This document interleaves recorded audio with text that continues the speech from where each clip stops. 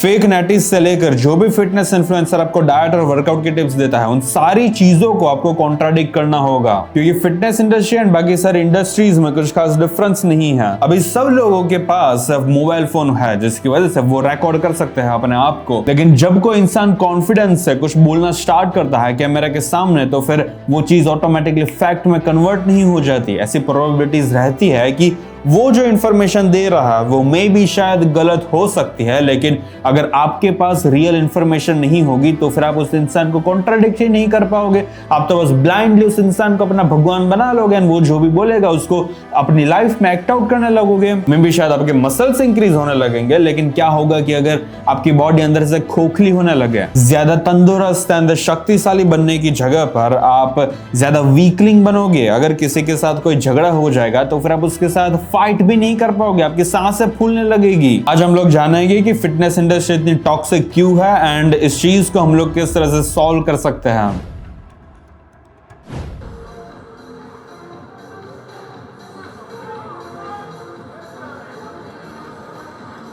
ये Sheru classic body building competition की एक क्लिप है, जिसके अंदर आप देख सकते हो कि ये सारे बॉडी बिल्डर्स कितनी खतरनाक कंडीशन लेकर आए हैं। इन लोगों की स्किन लिटरली विजिबल भी नहीं है एंड इसके मसल्स कुछ ज्यादा ही, सब लोगों के मसल्स कुछ ज्यादा ही पॉप आउट हो रहे हैं, सारी जगह पर वेन्स दिख रही है।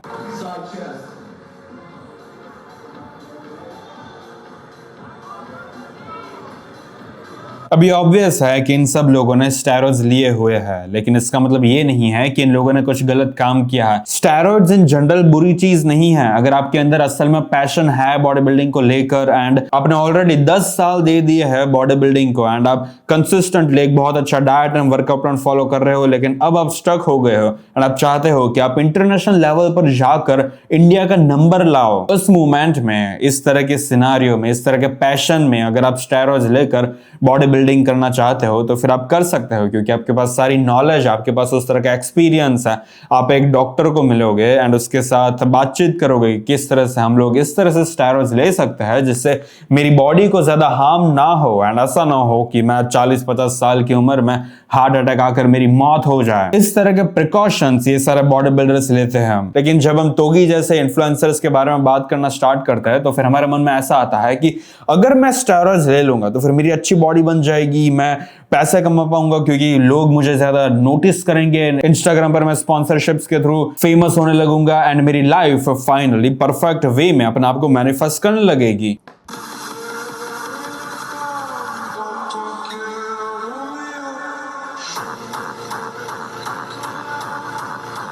इस तरह के जो लोग होते हैं वो हेडोनिक ट्रेडमिल के ऊपर दौड़ रहे हैं। इनको ऐसा लगता है कि अगर उनकी फिजिक ज्यादा अच्छी बन जाएगी तो फिर वो फाइनली खुश रह पाएंगे एंड बिकॉज वो लोग हैप्पीनेस को चेज कर रहे हैं, वो लोग चाहते हैं कि लोग उनको एडमायर करें, उन लोगों को लड़कियां मिले, पैसे मिले। इन सारी चीजों को अचीव करने की वजह से ये लोग स्टेरॉइड्स लेना स्टार्ट करते हैं। अब इस चीज में मेन दिक्कत ये है कि इन लोगों के पास ना तो एक्सपीरियंस होता है, ना तो इतनी नॉलेज होती है कि किस तरह से हमें स्टेरॉइड्स को यूज करना चाहिए।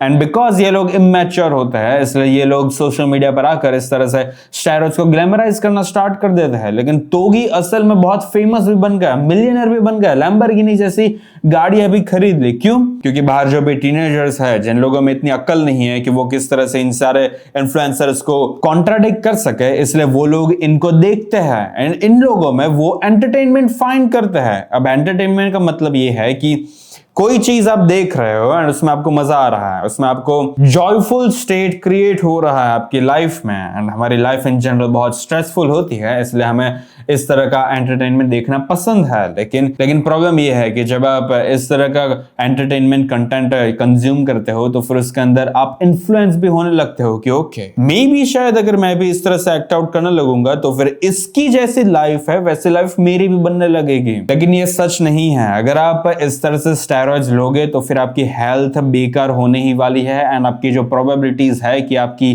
डेथ 40 या तो फिर 50 की एज में हो जाएगी, वो थ्रू द रूफ बनने लगेगी। मोस्ट प्रोबेबली आप एक हेल्थी लाइफ नहीं जी पाओगे। मे बी शायद आप फेमस हो जाओगे, लेकिन आपको जो क्रिटिसिज्म फेस करना होगा, आपको जो मेंटल बैटल्स फेस करनी होगी, वो वर्थ इट नहीं होगी। इसलिए जो भी इस तरह से फिटनेस इंडस्ट्री के अंदर स्टेरॉइड्स को ग्लैमराइज कर रहा है, उन सारे लोगों को हमें प्रमोट नहीं करना चाहिए, उन सारे लोगों को हमें इग्नोर करना चाहिए, ताकि उन लोगों को एनकरेजमेंट ना मिले। इसलिए कोई भी स्टेरॉइड्स अपने जिम ट्रेनर के पास से मत लेना। एंड मैं तो बोलता हूं कि आप सप्लीमेंट भी अपने जिम ट्रेनर के पास से मत लेना। उन्होंने बोला कि ये क्रिएटिन है, ये आपको मसल बिल्ड करने में आपकी मदद करेगा।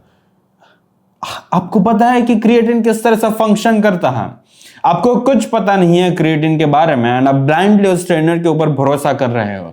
जब भी आप कोई भी सप्लीमेंट परचेज करो मार्केट में से, तो फिर आप सबसे पहले YouTube में जाकर कई सारे YouTube वीडियोस देखना, फिर आपको फाइनली पता चल जाएगा कि क्रिएटिन, वे प्रोटीन, मल्टीविटामिन, ये सारे सप्लीमेंट्स हमें असल में क्यों कंज्यूम करने चाहिए एंड क्यों इनके कोई साइड इफेक्ट्स नहीं है, जबकि स्टेरॉइड्स के हैं। जब आप स्टेरॉइड्स एंड सप्लीमेंट के बीच में अच्छे से डिफरेंशिएट कर सको, तभी आप सप्लीमेंट को लेना स्टार्ट करना। उससे पहले अगर आपके जिम ट्रेनर आपको बोले, उसको सुनकर कोई भी चीज परचेज मत करना। अगर आपको जिम के अंदर अच्छा पंप ना आता हो, आपको मोटिवेटेड फील ना होता हो जिम जाने के लिए, तो फिर आप मसल ब्लेज का प्री वर्कआउट चेकआउट कर सकते हो। इसका टेस्ट भी बहुत अच्छा होता है। आपको बस 1 स्पून वर्कआउट के पहले पानी में मिलाकर पी जाना है, एंड फिर जब आप जिम में जाओगे तो फिर आपको वर्कआउट करने में ज्यादा मजा भी आएगा एंड आपका पंप भी ज्यादा शानदार होगा। अपने इंस्टाग्राम पर कभी ना कभी इस तरह की heart breaking motivational gym related reel देखी ही होगी।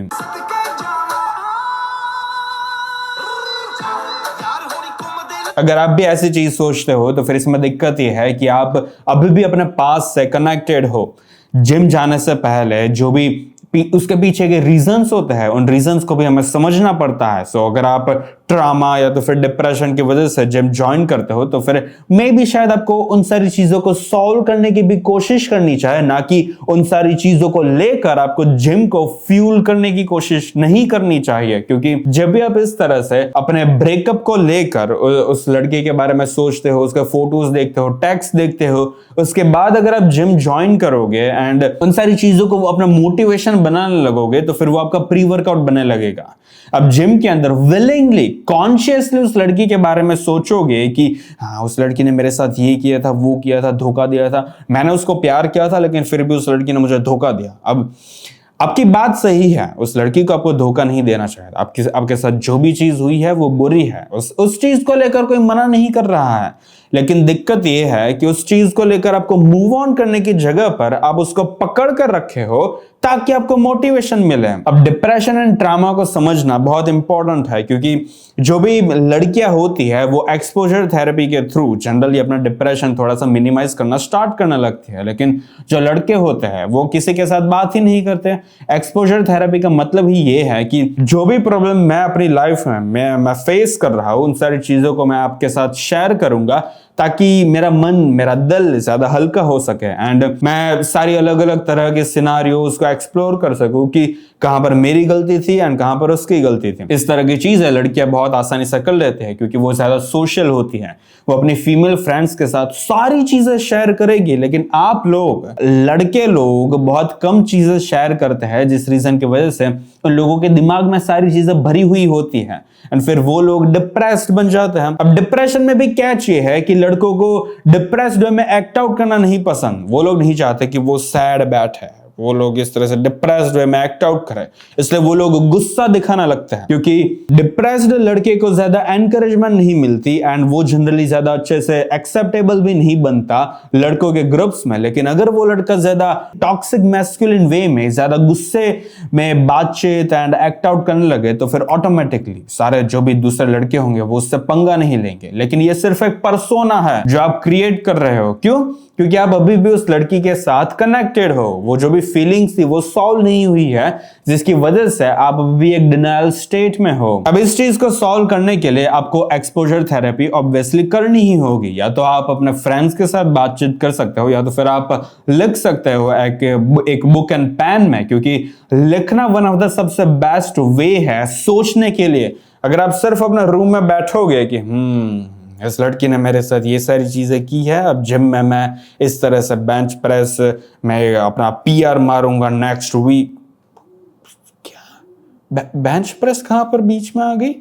आपको उन सारी चीजों को एक्सप्लोर करना है। एंड अगर आपको इस तरह से एक टॉपिक के बारे में सोचना हो तो फिर अगर आप एक बुक एंड पेन लेकर बैठते हो तो फिर आप ज्यादा एफिशिएंट वे में सोच पाओगे। एंड आपको बेनिफिट ये मिलेंगे कि जनरली जो भी इंसान डिप्रेशन में जाता है उनके ब्रेन में डोपामिन एंड एसिटिलकोलिन जैसे न्यूरोट्रांसमीटर्स रिलीज नहीं हो पाते, जिसकी वजह से वो डिप्रेसिव स्टेट से कभी भी बाहर ही नहीं आ पाते और उन लोगों को बहुत फ्रिक्शन फेस करना पड़ता है। लेकिन बिकॉज आप लोग जिम में जाते हो इसलिए आपके पास ये एडवांटेज है कि जब भी आप जिम में जाते हो तो फिर हमारा ब्रेन डोपामिन रिलीज करता है, जिसकी वजह से आपको दूसरी चीजें भी परस्यू करने का मन करेगा। अब बिकॉज आपके पास इस तरह का मोटिवेशन है इसलिए आप डिप्रेशन एंड ट्रॉमा के बारे में ज्यादा चीजें जान सकते हो। आप अपने ख्यालों में असल में उस लड़की के बारे में जो भी चीजें आप सोच रहे हो उन सारी चीजों को सॉल्व कर सकते हो एंड मूव ऑन कर सकते हो, क्योंकि आप जिम में जाते हो, आप एक अच्छा डाइट फॉलो कर रहे हो, प्रोटीन टेक पर ध्यान दे रहे हो। उन सारी चीजों की वजह से आपकी बॉडी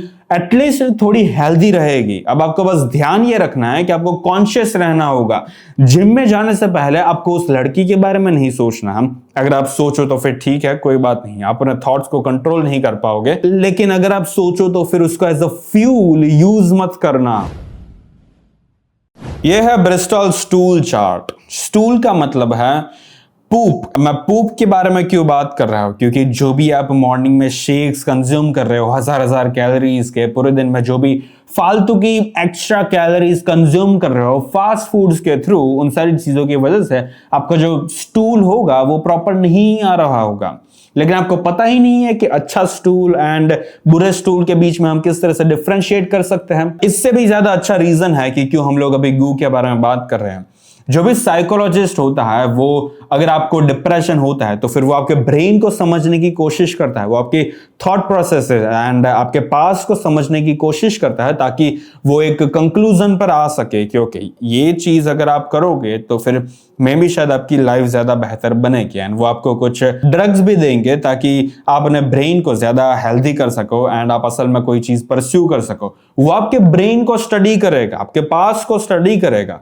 अगर आपको अपने गट को स्टडी करना हो एंड जानना हो कि वो प्रॉपर वे में फंक्शन कर रहा है या नहीं कर रहा है तो फिर उसके लिए आपको अपना स्टूल देखना पड़ता है। ये जो भी स्टूल आप देख रहे हो इसमें से सिर्फ ये जो टाइप 3 एंड टाइप 4 ये दोनों स्टूल नियरली परफेक्ट है। एंड अगर आपका स्टूल कुछ इस तरह का दिखता है तो फिर कॉन्ग्रेचुलेशंस, आपका जो गट है वो प्रॉपर वे में फंक्शन कर रहा है एंड आपका डाइट भी ठीक ठाक ही होगा। अगर आपका स्टूल कुछ इस तरह का दिखता है, ज्यादा लंपी होता है या तो फिर इस तरह के बॉल्स होते हैं या तो फिर कुछ ज्यादा ही सॉफ्ट होता है, मुशी होता है या तो फिर वाटरी होता है, तो फिर ये सारे स्टूल्स प्रमोट कर रहा है कि आपका जो गट है उसके साथ सीरियसली कोई बुरी चीज हो रही है। इसको अगर आपको सॉल्व करना हो तो फिर आपको सलाद ऐड करना होगा, क्योंकि जो फाइबर होता है वो आपकी डाइजेस्टिव सिस्टम के अंदर डायरेक्टली डिसॉल्व होना स्टार्ट नहीं हो जाता, उसको डाइजेस्ट करने के लिए मेहनत लगती है। एंड जब भी आप पहले फाइबर कंज्यूम करते हो तो फिर वो एक एरिया होल्ड करता है, जिसकी वजह से उसके बाद जो भी आप कार्बोहाइड्रेट्स एंड प्रोटीन फैट्स वगैरह कंज्यूम करोगे वो ज्यादा स्लोली डाइजेस्ट होंगे एंड आपको भूख भी ज्यादा कम लगेगी, जिसकी वजह से आपकी जो डाइजेस्टिव सिस्टम होगी वो ज्यादा प्रॉपर वे में फंक्शन कर पाएगी। इसलिए फाइबर बहुत इंपॉर्टेंट है। एंड जो भी आप फास्ट फूड्स कंज्यूम करते हो, शेक्स कंज्यूम करते हो, इवन तो अगर आप शेक के अंदर बनाना एंड ओट्स डालते हो तो फिर उसमें आपने ऑलमोस्ट सारे फाइबर्स को डिस्ट्रॉय कर दिया है, क्योंकि आपका जो मिक्सचर होता है वो 1 सेकंड में 400 बार स्पिन करता है। लेकिन अगर आप कोई फूड को च्यू करते हो तो फिर आप मे बी शायद उतनी बार च्यू नहीं कर पाओगे एंड आपकी इंटेंसिटी भी ठीक ठाक होगी।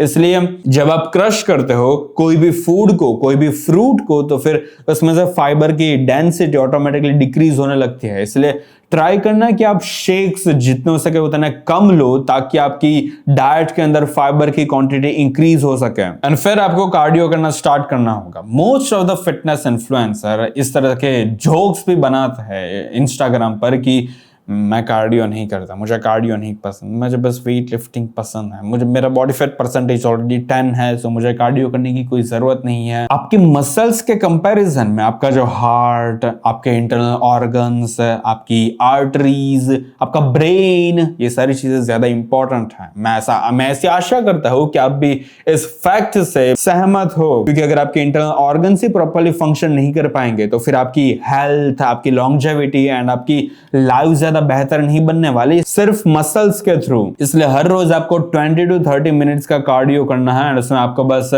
अगर आप सिर्फ वॉकिंग ही करोगे फास्ट पेस पर इंक्लाइन ट्रेडमिल के ऊपर तो भी चलेगा। आप रनिंग कर सकते हो, स्विमिंग कर सकते हो, बैडमिंटन खेल सकते हो, कोई भी चीज कर सकते हो। बस ध्यान रखना कि आपको 20 to 30 मिनट्स के लिए हर रोज कार्डियो परफॉर्म करना है। अगर आप संडे को नहीं करोगे तो फिर चलेगा। फिटनेस इंडस्ट्री के अंदर हेल्थ से ज्यादा मसल्स को प्रमोट किया जाता है, एंड ये सुनने में थोड़ा अजीब सा साउंड कर रहा है कि अगर कोई इंसान मसल्स बना रहा है तो फिर वो ऑब्वियसली हेल्दी ही होगा, लेकिन वो सच नहीं है। इवन अगर आप 80 kg के हो, आपका बॉडी फैट परसेंटेज भी लो है, तो फिर इसका मतलब ऑटोमेटिकली ये फैक्ट नहीं बन जाता कि आप हेल्दी ही होगे, क्योंकि आपके जो इंटरनल ऑर्गन्स होते हैं वो डायरेक्टली आपकी आउटर बॉडी के थ्रू शो नहीं कर सकते कि आप कितने हेल्दी हो। धीरे धीरे करके आपको डायबिटीज होती है, फिर आपको स्ट्रोक या तो फिर हार्ट डिसीज होने के चांसेस इंक्रीज होते हैं, फिर अपने कोई एक बॉडी पार्ट प्रॉपर्ली फंक्शन नहीं कर पाते, आप प्रॉपर्ली चल नहीं पाते। ये सारी चीजें धीरे धीरे होती है। इसलिए बहुत इंपॉर्टेंट है कि आप मसल्स के कंपैरिजन में असल में अपनी हेल्थ के ऊपर ध्यान दो, ना कि ये जो भी फिटनेस इन्फ्लुएंसर्स प्रमोट करते हैं कि मैं बाहर की ये सारी जो भी चीज मुझे दिखती है वो मैं कंज्यूम कर लेता हूँ, क्योंकि at the end of the day मैं उन सारी कैलोरीज को बर्न कर डालता हूँ। वेल, सारी कैलोरीज सेम नहीं होती, एंड सारी कैलोरीज डिफरेंट वे में एक्ट आउट करती है हमारी बॉडी के अंदर।